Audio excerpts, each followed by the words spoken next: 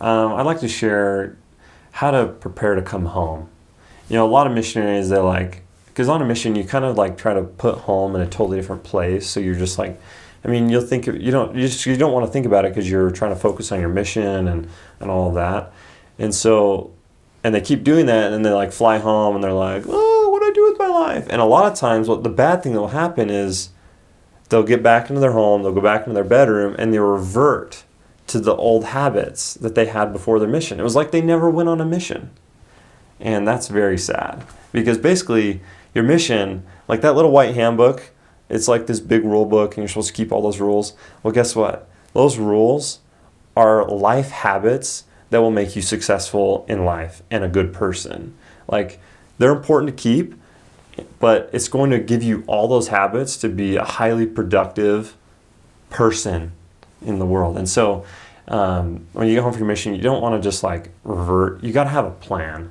And so what I did before I came home, my last transfer two, I didn't start thinking about it until like my last transfer two, because once you start thinking about it, then you start thinking about home. You missed home, you've been away for 2 years or 18 months or whatever.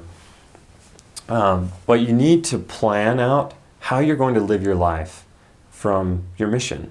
Like, am I going to go to bed at 10:30 when I get home? Like, yeah, there's going to be times when you want to like stay out till midnight or whatever, and that's fine. Like, but the majority of the time, are you going to bed early? Are you waking up early? Are you exercising? Are you reading your scriptures an hour a day in the morning, or like 30 minutes, like whatever? But what are those things that you've learned from your mission that you're going to apply for the rest of your life?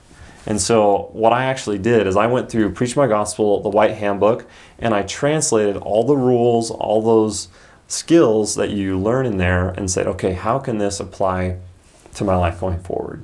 Because it's not like you're going to go proselyting every day when you get home.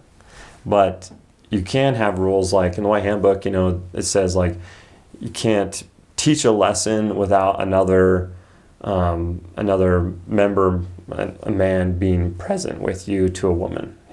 That's a great rule, because even when you're married, it's like me and my wife have kind of made a rule that I'm never alone with another woman who that's not like my sister or something. Like, either my wife needs to be there or another man needs to be there at least, or something like that. And so we kind of make these rules. So it's like you take all the mission rules and you recreate them for your life going forward. Because everything in that White Handbook and Preach My Gospel, it's awesome. Like weekly planning.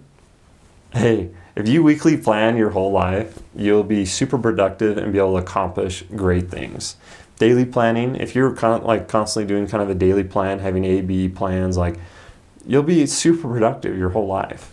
And so committing to keep doing those things before your mission and writing out a plan of how you're going to do that.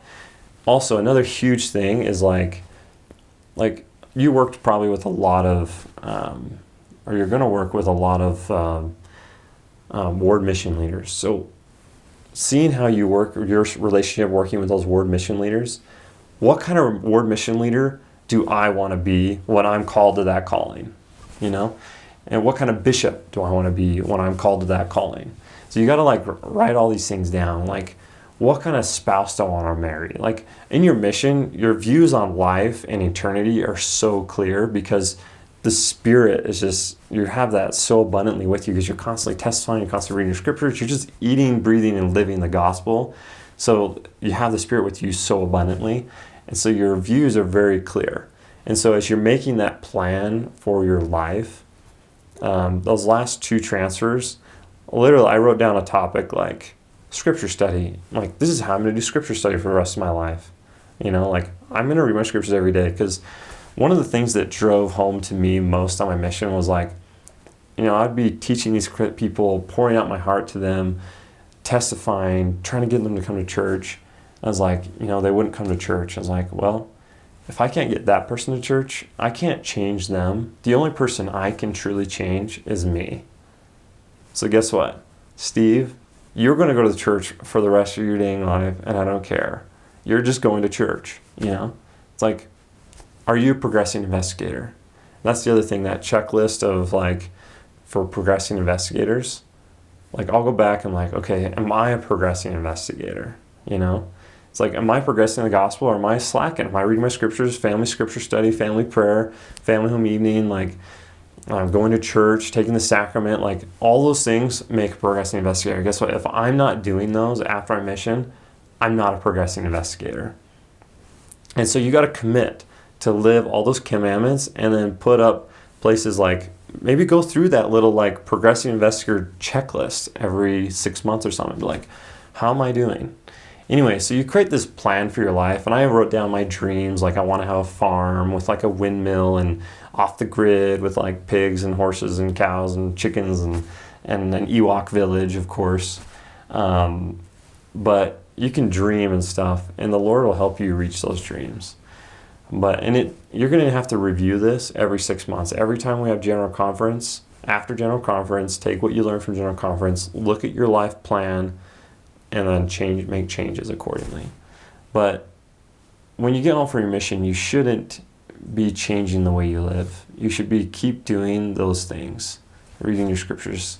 You should keep planning. You should keep doing all those things that you know are good and that have made your life so amazing. Exercising, like all of that. So anyway, that's how to prepare to come home from a mission.